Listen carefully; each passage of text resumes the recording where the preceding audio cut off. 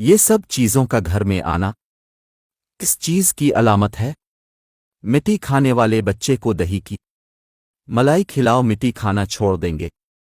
نہ بولنے والے بچے کو پرندوں کا جھوٹا پانی پلانے سے بچے بولنا شروع کر دیتے ہیں۔ گھر میں آسیب ہو تو الٹا جوتا پہنو، آسیب ختم ہو جائیں گے۔ گھر میں کالا جادو کیا گیا ہو تو سر کی جوؤں کو زمین میں دفن کرو، کالا جادو کا اثر ختم ہو جائے گا۔ جیب میں ادرک ڈال کر سونے سے بدن چست تندرست ہوتا ہے۔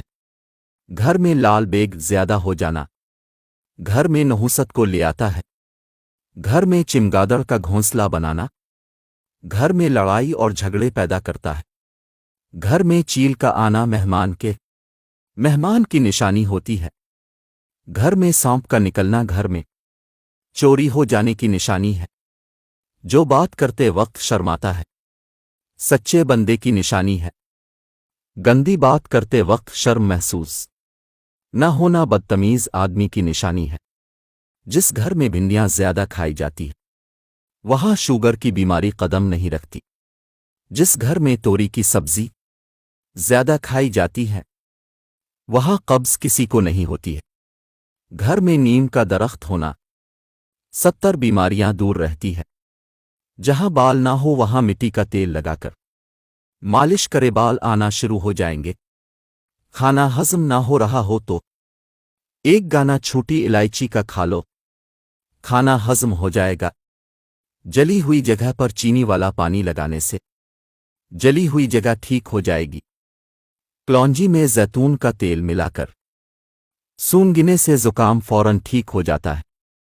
پیٹ میں مروڑ اٹھ رہے ہوں تو شاہد چاٹ لے، مروڑ ختم ہو جائیں گے۔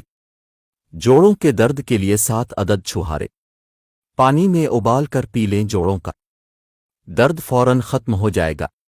آدھی رات کو اٹھ کر آئینہ دیکھنے سے چہرہ جوان ہوتا ہے۔ گھر میں مکڑوہے کا بچہ پیدا کر دینا گھر میں کالے جادو کی علامت ہوتی ہے۔ لہسن کا چھلکا گھر میں لٹکانے سے گھر میں چھپکلیاں نہیں آتی ہیں۔